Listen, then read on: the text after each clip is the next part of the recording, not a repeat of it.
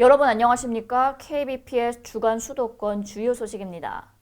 성남시가 침입 범죄 예방을 위해 특수 형광물질을 주택에 도포했습니다. 실제 이 특수 형광물질 도포 전인 13년도에 비해 19년도 주택 침입 범죄 건수는 78.5% 감소한 것으로 나타났습니다. 김수아 아나운서의 보도입니다. 성남시는 단독 및 공공주택 4,728곳에 특수 형광물질을 발랐습니다. 특수 형광물질은 육안으로는 보이지 않지만 자외선이 포함된 특수 조명을 비추면 형광색이 나타나 바로 흔적을 확인할 수 있는 물질입니다. 옷이나 신발에 묻은 특수 형광물질은 세탁 후에도 잘 지워지지 않아 범죄 발생 시 용의자 특정과 추적에 도움을 준다고 알려져 있습니다. 성남 지역에 특수 형광물질이 도포된 곳은 다가구, 단독주택, 아파트, 빌라의 도시가스 배관 등입니다. 이와 함께 해당 지역에는 특수 형광물질 도포 지역임을 알리는 경고판, 현수막 등을 붙여놨습니다. 이러한 안내문은 잠재적 범죄자에게 심리적 압박감을 줘 침입범죄 발생률을 줄이는 효과를 낼 수 있습니다. 실제로 지난해 성남시 3곳의 경찰서 통계 자료에 따르면 특수 형광물질 도포 전인 2013년 1,831건이던 주택 침입 범죄 건수는 2019년 394건으로 집계돼 78.5% 감소한 것으로 분석됐습니다. 성남시는 올해에 이어 내년에는 5,000곳의 특수 형광물질을 칠할 계획이라고 밝혔습니다. 지금까지 KBPS 김수아입니다. 경기도와 남양주시의 갈등이 깊어지고 있습니다. 이 남양주시는 전국 공무원 노동조합과 함께 이재명 경기도지사와 도감사관 등 5명을 직권남용 권리행사 방해죄 및 개인정보보호법 위반으로 고발했습니다.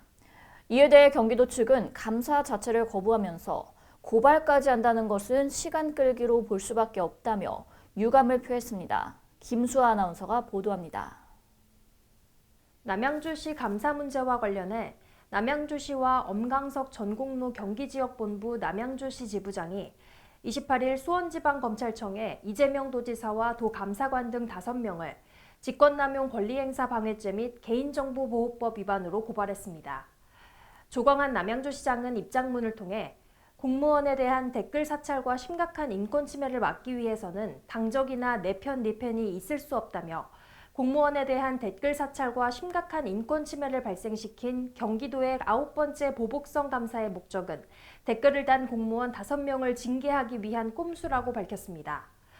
조 시장은 이어 당사자의 동의 없이 무단으로 포털 아이디 및 댓글 정보를 수집하고 관리한 것은 개인의 사상과 행동을 감시하는 명백한 사찰 행위로 모든 공무원들이 댓글의 감시 대상이 된다고 느낀다면 표현의 자유가 말살된 통제된 독재국가나 다를 바 없다고 지적했습니다.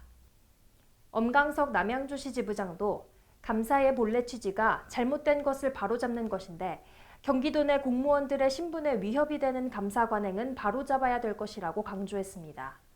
지방자치단체에 대한 불법적인 월권적인 감사, 그리고 인권 침해적, 그리고 협박을 서슴지 않는 이런 감사는 앞으로 더 이상 있어서는 안 되겠다라는 이 같은 주장에 대해 경기도 측은 부패 혐의에 대한 감사를 성실히 받은 후 고발했다면 남양주시 측의 진정성을 의심받지 않았을 텐데 조사 자체를 거부하면서 고발까지 한다는 것은 진상규명을 회피하며 시간을 끌기 위한 행위로밖에 볼 수 없다며 유감을 표명했습니다.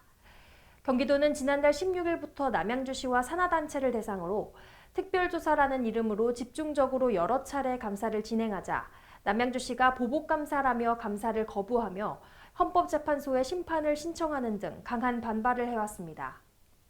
문제의 발단은 경기도형 재난기본소득사업 추진 시 남양주시가 이재명 지사의 역점 사업인 지역화폐가 아닌 현금을 지급하면서 갈등이 불거졌습니다.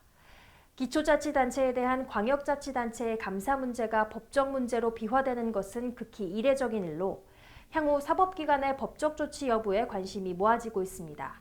지금까지 KBPS 김수아입니다.